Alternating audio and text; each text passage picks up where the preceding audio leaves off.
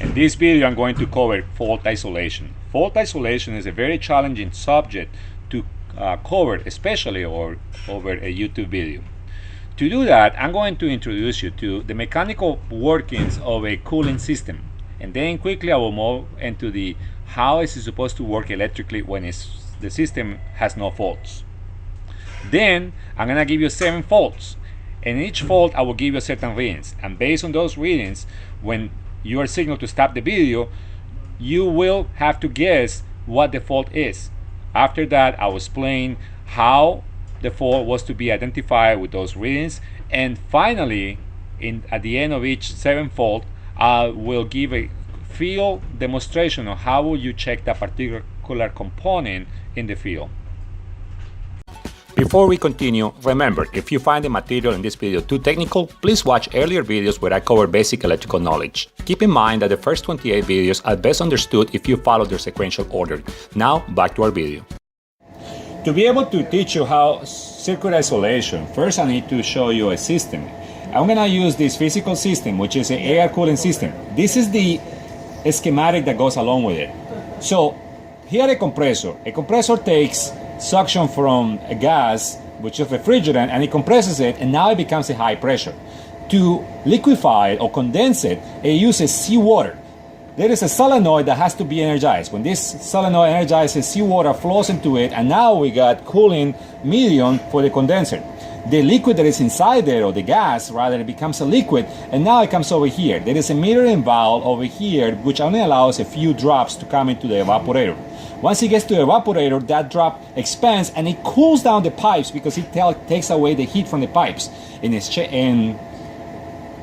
then the pipes remove the heat from the air that passes by, and the air comes out cold. The gas continues because now it flashes into the liquid that was over here, it flashes into a gas, and now it continues to go back to the compressor, and the system or the cycle repeats itself again. Now we got a high pressure switch over here, which is this guy in the schematic. We got a low pressure switch, which is this one over here. Notice that I did on purpose use 2 different symbols, because most manufacturers will use this symbol over here for a low pressure or for a pressure switch, but some of them they will put you something that looks like this, like a normally closed contact. You got to look at the schematic legend to be able to tell what kind of switches that is. Also, we got a fan over here. This fan is this fan over here, and then the compressor fan, there is a fan over here that attaches, that drives the compressor. In the system there is also a flow switch, so that when the solenoid opens, allows water to flow through it, and the flow switch will close. The flow switch in this schematic is over here. Now the flow switch is in parallel with this normally closed contact. The idea is that whenever the time relay and the K contactors get energized, but most importantly this time relay, it will count 1, 2, 3, anywhere between 3 to 5 seconds, and it will open this contact, but by that time it is okay because we should have water flow and this switch should have been closed. Now let me show you how this works electrically. Let me explain to you what happens electrically. As soon as the system gets energized, red power rules up to that point. All of these switches, see that switch is closed, the thermostat is closed, the low pressure and the high pressure should always be closed, and these normally closed contact with a de-energized time relay, it should be closed, so that puts red power over here. Now we do have an open switch over here and an open contact K contactor over here, so therefore red power will only arrive and stop there. Also, power will be available in here waiting for this contact to close to energize the fan motor. On the other hand, blue power will come over here and will be readily available there. As long as this fuse is not blown, power will come over here, and then since these contactors are not energized, they will act as a short, and now this potential will be felt all the way there. Power will also be across this contact and waiting over here, and power will come in and go through the solenoid, and now will be available over here. I call this a power division, and what I mean by that is that if you will, you could put a line, and to one side you're gonna have what I'm gonna call blue power, and to the other side you're gonna have red power. If I were to sample with a multimeter, from this point to this point, I will get 110 volts. By the way, what I didn't disclose is that this is a 110 volt circuit. So therefore, that is the whole potential. Now, notice that in here I got this 1 point, and this is that 1 point here. So whenever I check between 1 to 3, I will get in this case 110 volts because we're getting the 2 lines of power, and 1 to 3 I will fill this out with 110 volts. What happens if I want to reference 1 and 4? Well, that's still 110 volts. What happens 1 and 5? 110 volts. 1 and 10, oh wait, both of them are red, so therefore it's the same difference of potential. So 1 and 9, same. And now I'm gonna do the other side. What happens 2 and 4? Well, 2 and 4, they happen to be blue, 0, so there will be 0 potential, 0 difference of potential between 3 and 2, 0 difference of potential between 5 and 2, but a full potential between 9, which happens to be red, and 2, so this will be 110 volts and 110 volts. As a matter of fact, this is what all the voltages that you will get before you press the start switch. As soon as the start switch gets pressed, things change. We're gonna do that right now.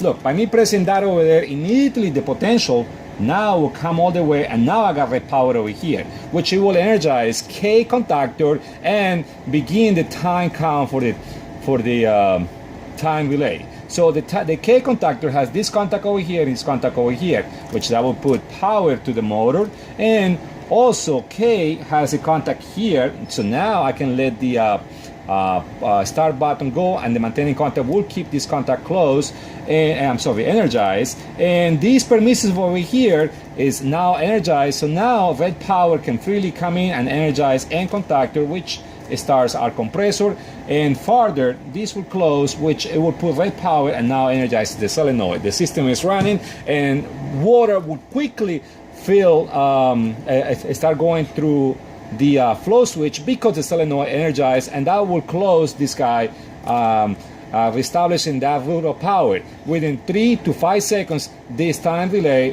will, well, not de-energize, but it will open its normally closed contact, but at that point on, it's okay because electricity is going to continue going that way, and it's going to keep energized the end contactor, and the motor will continue running.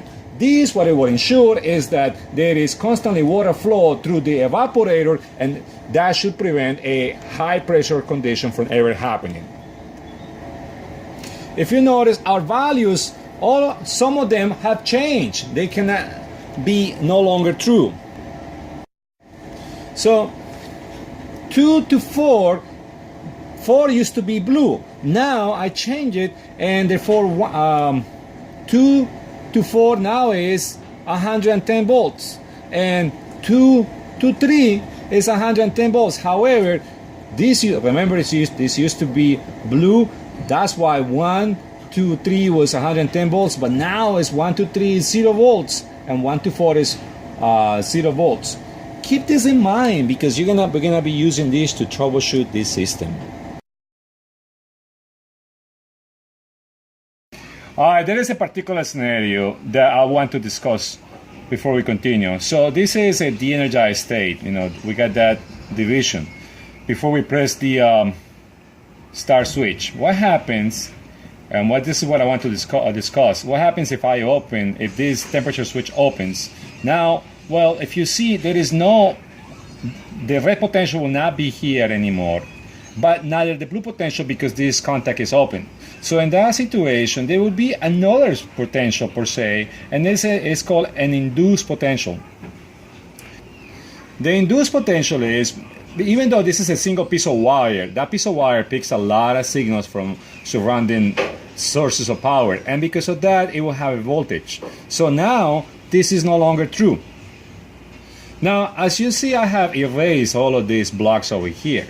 Because if I want to, with the multimeter you're trying to read between 2 and let's say 10.7, now you read into that induced. In the ship, you will see values anywhere between as low as 30 volts and as high as 70 and sometimes even 80 volts. Now, typically 50 to 60 range is more likely, but it is not always the case. You will see those other creeping voltages. So from this point on, I'm just gonna call them gibberish voltages, in a way to say it, and I will represent them by a random line. And what that really means is that from reference from 1 to position 7 in this scenario, you wouldn't get 0, the straight 0, or the 110. You will get somewhere in between, and that means is that you are not reading to a full potential, you're reading to what I call an undefined voltage or an undefined potential. Somebody brought to my attention that this is what they call straight voltages or ghost voltages. So whatever I say gibberish voltages, I'm talking about really straight voltages or ghost voltages. Voltages that, well, there is not really battery, there is not really source of power over, but nonetheless are there because of the induce that it picks from other sources.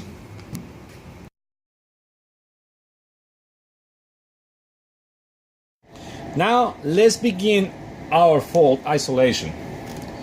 So we're gonna press the start button and none of the fans are running. What could be the problem? Well, if you think about it, maybe we don't have power. So what could we do? In these scenarios, the first thing you check as far as making sure if you have power is you check the L leads. If you don't have power coming over here, well, nothing is gonna work. And then you just simply have to go out there and make sure that the breaker works. But this is not the only thing. What happens if you check over here and you got power? Well, it's okay. You move on to the next thing. What if you have a blown fuse? So you just get a multimeter and you check. You can do it in resistance with ohms, and a multimeter, take that back, a fuse is a piece of wire. So the resistance across of a fuse, it should be less than 1 ohm. So typically in a multimeter it's going to be like 0.1 or 0.2 ohms, and that is perfectly fine for a fuse. This you got to do that to both fuses, because the fact that this fuse is good, it doesn't mean that this fuse will not be open. In our scenario, let's say that our fuses are good, that you check and you got good fuse over here, good fuse over here, and you got good power over here, but you press the start switch, nothing happens. Well, I'm gonna give you some voltages. Look at these voltages. With these voltages, can you troubleshoot this? And can you tell me what do you suspect to be the faulty component? Alright, I'll give you a moment to stop the video. If you notice, I put these lines over here. Earlier I explained to you that this is an undefined voltage, meaning it is not a perfect 110, it is not a perfect 0, it's somewhere in between. And what I'm trying to illustrate is that I got an open stop switch. Notice that this is open over here and that's open over here. So per se, this is an insulated wire now that is by itself. So when I compare 1 to 3, I get nothing.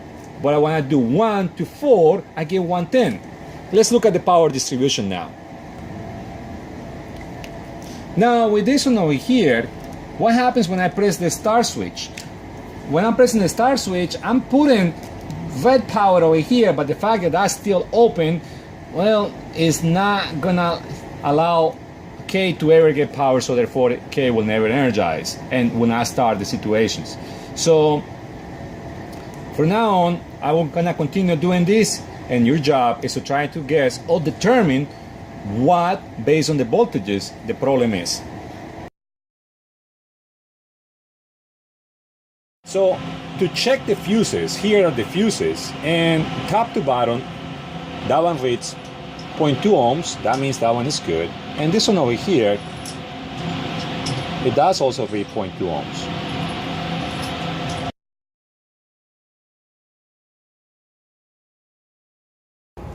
Now, there's another switch over here, and this switch, if you see the voltage, it's like 55. This is what I call gibberish, because it's not a 0 and it is not 110 volts or 120. So I come in, I press my start switch, and look at that, the fan is running, but the compressor is not running. What could be the problem? Could I say that K is bad? Well, if you think about it, K did energize, and it definitely closed the fan. So therefore, I could say that this part over here is good, and very important, is stay energized. So that means this contactor over here is doing its job. Now, this contact over here most likely will be closed. I'm gonna give you some voltages. So these are the voltages I'm giving you for this fault. Based on these voltages, what will be the fault? All right, what power distribution will give us that scenario of voltages? Going here, obviously that got power, and I'm gonna go all the way up to, I made a mistake, I erased over here, and the other one comes over here, goes through here. Our coil contactor is energized because we know K is running, and our flow switch, well, our solenoid is definitely getting energized, and therefore there is water flow, but it's stopping over here. So there is a break right there. Now, if you look at these ones, it should correspond. So in a nutshell, I am telling you that if I were to put a multimeter between here, between 10 and 7, I will get a difference of potential of 110 volts, which is the full potential. We got an open high pressure switch.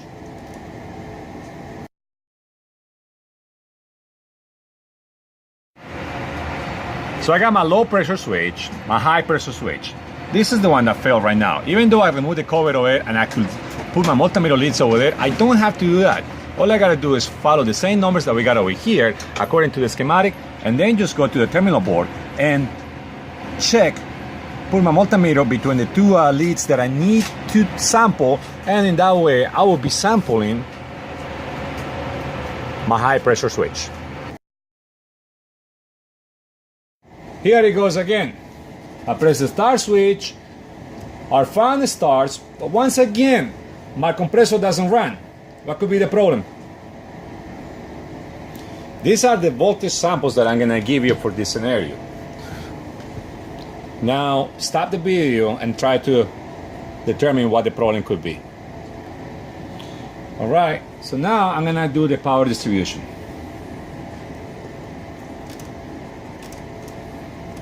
And if you will, look at this. All of this matches. Now we got power to the M contactor, but the M contactor is not doing its job. So we got a bad main coil, or this contact, is open. So either we have an open contact or we got a bad M coil. That would be the only logical explanation that will cover the symptoms for this scenario. Also, so definitely the solenoid is energized, and we know that K is good. That's why we got those voltages over here. Or rather, that's why I gave you these voltages.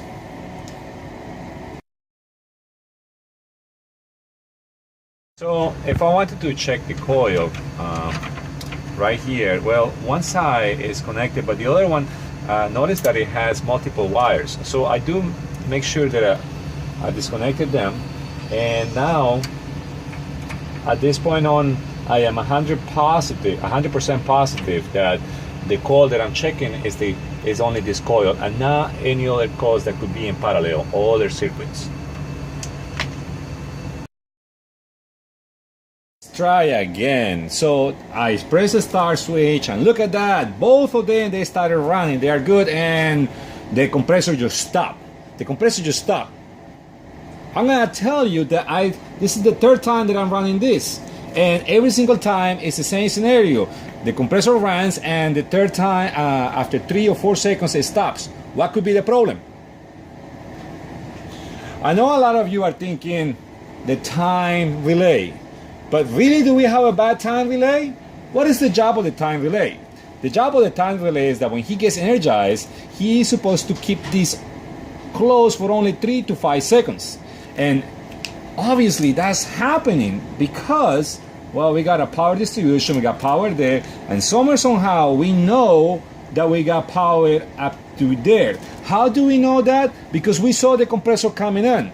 The only way for the compressor to have turned on is for these 2 contacts to have closed. The only way those contactors close is because this guy energized. So without having to use a multimeter, we know that that definitely did happen. But then somehow this guy opened, but this never closed. So does it mean that we have a faulty flow switch? Maybe. And the reason I say is maybe is because the flow switch, even though he's supposed to close when there is water flow, well, there has to be water flow. What happens if the solenoid didn't do its job? Because the solenoid A was stuck, or B, it never get energized. Well, or if it got energized, it was burned. So that's 3 possible things that could go wrong with the solenoid. But what if the solenoid never got energized and she's good? Well, what happens if this contact never closed? Which, yeah, it is possible that within a contactor, the different contacts, one contact from time to time might not close. So we got a scenario where we could have an open K, auxiliary K contact that energizes the solenoid. We could have a bad solenoid. We could have a stuck solenoid. We could have a stuck flow switch, or we could have an alignment problem, meaning that water going into or leaving the compressor, one of those valves could be shot. How will we further isolate that? Well, the K contactor is very easy.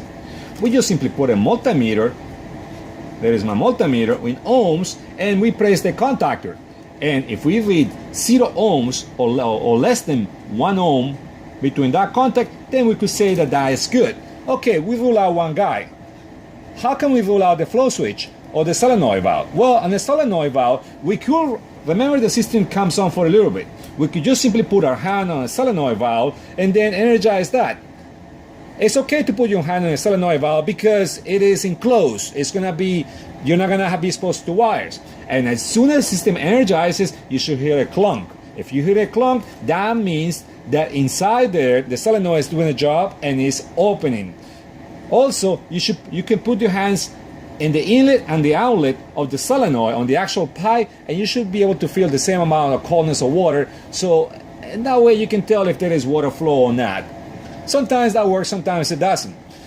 You can take a magnetic tip screwdriver and put it on top of the solenoid, and if it starts vibrating when it's energized, that means the solenoid is energized. But it is very important that you hear the clunk or that you feel it. That's why I say put your hand on top of the solenoid, so in that way you know that the solenoid is not only getting energized, but it is also opening. So with that, if I tell you the solenoid is good, that could lead back to the flow switch. How could we take this flow switch? Well, solenoid valves, we could de-energize the system and we could go to a solenoid valve and actually manually override it. They have a manual override, and now, we just simply could open the bypass, which is usually around the valve. So I do have a solenoid valve, and typically, I'm really bad at drawing today. So this is a solenoid valve, and then there is going to be sometimes a bypass that you can bypass, and that way you get flow. And then with your multimeter, you can read between 10.7 and 6, and you're reading for ohms. And what should be the reading? Well, it should be less than 1 ohm. You see how I love that less than 1 ohm for closed switches? And that way we could narrow it down to which is the faulty component. Alright, to check a contactor contact over here, I'm gonna be using ohms, and I'm gonna be putting a multimeter across the 2 contacts, and then I'm gonna approach my contactor and I get less than 1 ohm. So that means that contact, it looks good. I'm gonna let go, opens. How about if I want to check this one over here? Same thing. Less than 1 ohm, and contact apparently closes good.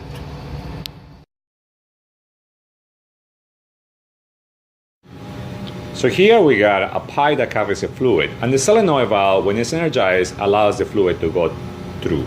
So in this one, I want to know if the solenoid is actually working electrically. And I'm just going to use a screwdriver tip method. You hear that vibration? That is enough for me to know that the field is collapsing and expanding at 60 Hertz, and that the coil, it is doing its job. So electrically, this solenoid valve is doing its job. That is not to say that it is actually open. And what I mean by that is sometimes solenoids do get stuck. And if that were to happen, well, even though it magnetizes, sometimes the magnet is not strong enough to actually overcome the corrosion that causes it from getting stuck.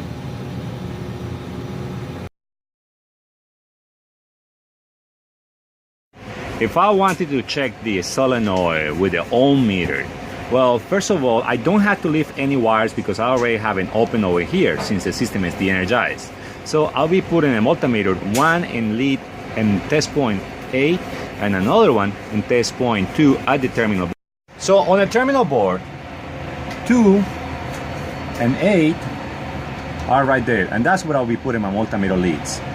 And I will expect some low resistance, anywhere between 32 ohms to about 600 ohms, and that will be a good indication of a good solenoid. Here is our seawater pipe, and here is the flow switch. And this wire has the 2 conductor cables that go to the switch. When water goes through here, the flow switch closes. I want to read my flow switch. When there is no water going through it, it should read open. I'm going to be reading it from contacts or test points 7 and 6.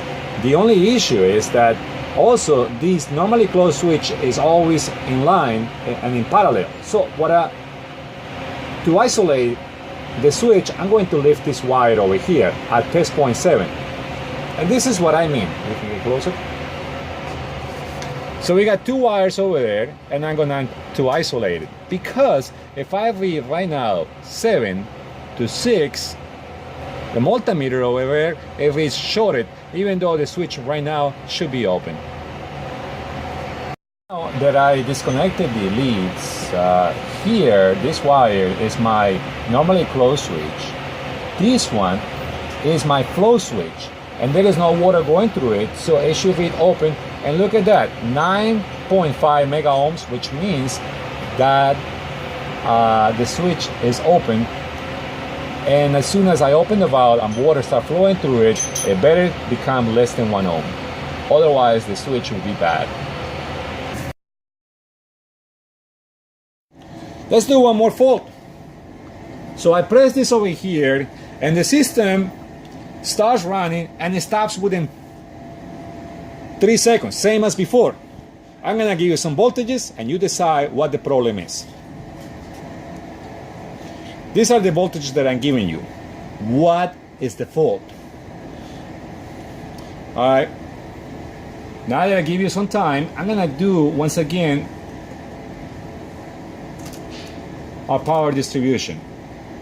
Oh, wait, made a mistake there.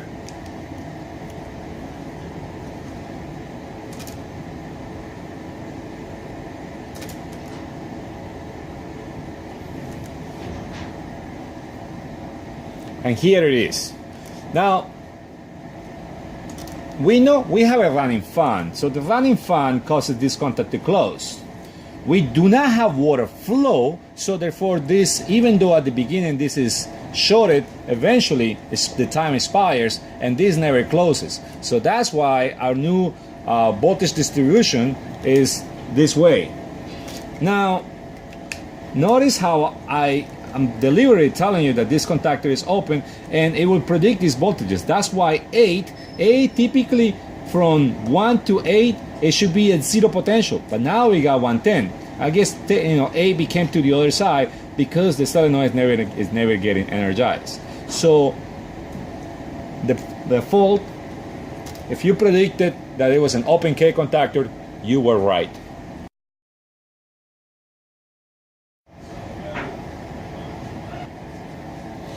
For this fault, whenever I press the start button, the fan starts, but the compressor doesn't start.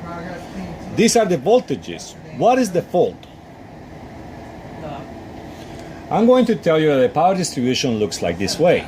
So at the beginning, when you press the start switch, the contactor K closes, which closes this contact, closes that contact, solenoid energizes. Eventually this one will close, even though this one opens, doesn't matter, and you will have power all the way up to here. But look at this guy, it's open, the overload. So because the overload is open, power never made it to energize the M contactor.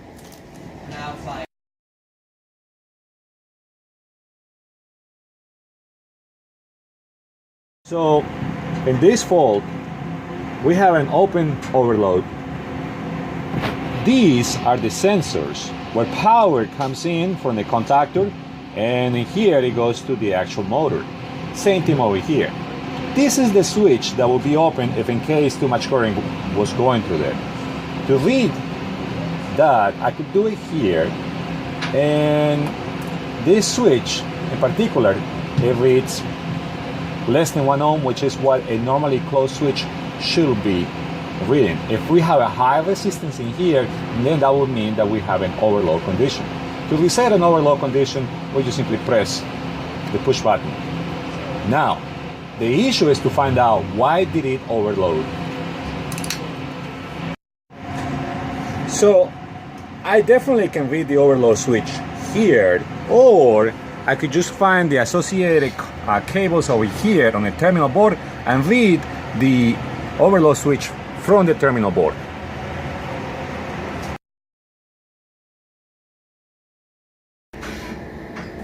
Now for this fault, I'm gonna give you this set of readings. Now notice that I did make this one 55, 55, 55. That's what I call gibberish, okay? It's not a 0, it's not a 110, and then same thing I got over here at these points. The value could have been 50, could have been 60, could have been 70, and I'm just gonna give you a particular scenario that I ran into a few minutes ago where that happened to be 55. What is the fault? Now that I give you time for you to tell me what the fault is, let's do the circuit distribution. So once again, red is definitely getting up to here, and the reason why we got gibberish is because we got an open fuse over here. We do not have power in this part over here, so the multimeter is trying to define a voltage, and here we got a full leg of power, and in here we don't have a leg of power, but we got induced. And the word that I use is induced voltage. There is a voltage that somehow is being picked up over here through induced, and that is the difference of potential that we're picking up. But what it was key, it was that it is not 110, it is not a straight 0. Now between 2 to 4, like I show you here, I put that 0.2. 0.2 is close to 0. Well, since there is an induced voltage over here, technically there will be a same difference of potential between this point, or 3 the same way. So we could talk about not being blue, and I use green. Why did I use green? Because all I'm trying to illustrate to you is that there is a new per se source of power that is undefined, that is just inducing the voltage to here, and now based on that, that's why you get all these, well, gibberish voltages, so that there is somewhat a difference of potential between 1 and 4, but it definitely is not the same thing as reading 1 to blue power or L2, where you will get the full 110 volts. Now, as I am talking about this subject of induced voltages, what happens if this circuit would have had an extra circuit where it would normally draw power from line 1 and line 2 to show a light, power available light per se. So if that was the case, this light will act as a short in this scenario. So now with the blown fuse, this is what we will actually see. Red will be ruling everywhere, and the reason why will that be is because it will be using this circuit and that to short and to leak that voltage over here. And now because of that, A lot of technicians, they use the simple method of whenever they're sampling, checking for fuses, they just check the bottom and the top, and if they read full potential, they determine that that fuse is blown. So why do we have red power everywhere? Because in this circuit, with this new addition, as soon as the fuse blows, immediately the light acts as a short. In the system that I'm showing you, since I don't have that, and whenever the fuse is blown, there is no way for red power to jump to the right side. So therefore, this whole right side, that's why I painted it green, and that's why I was getting the gibberish or induced voltage, or ghost voltages, should I say.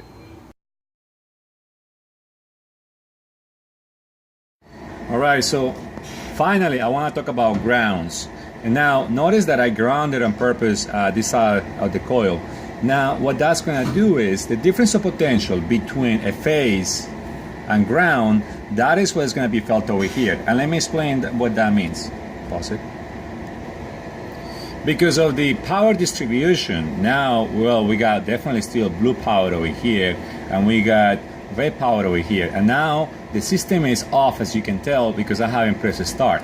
Very important, pay attention, because the fact that it's ground over here, anytime that you read from a line lead to ground, you will find some voltages. It will range from as low as 40 volts to as great as 70 volts. Sometimes I've seen it as high as 90 volts. Now, why is this bad for this system?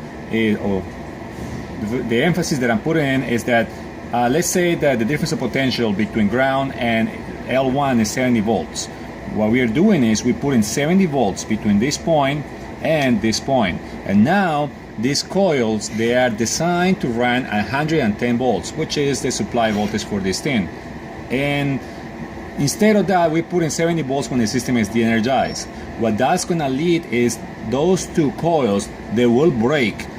It might take a few hours, it might take a few days, but with the system de-energized, see, when the system is running, is actually a healthy condition for this one because it will put the full 110 volts in both sides, which is both phases. But the problem comes in this type of ground there is because, like I said before, you put in a difference of potential between ground and a line lead across the coil, and the coil is designed for 110, not 40, not 70, not 90, or whatever voltage that you have in reference to ground between that particular circuit and ground. Now I will show you a last video where I will put a 440 volt contactor, and what I'm going to do is I'm going to have the coil of the contactor, one side energized by a line of power, and then the other side energized by a ground. And you will see how the contactor starts to rattle.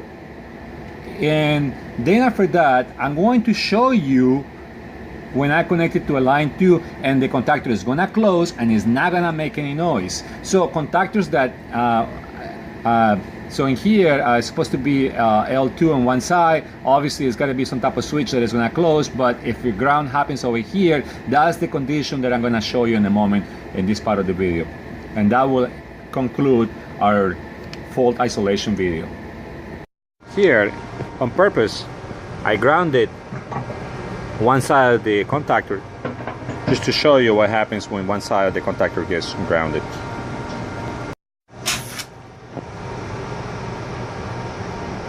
Open it. Energize. Alright, so the contactor is making that loud noise because it's not getting the full voltage. This is how a contactor should energize. Okay, energize it.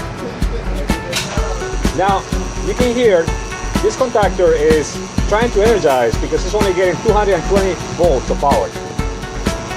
Eventually, the coil will burn. Stop. Alright, go ahead and energize it.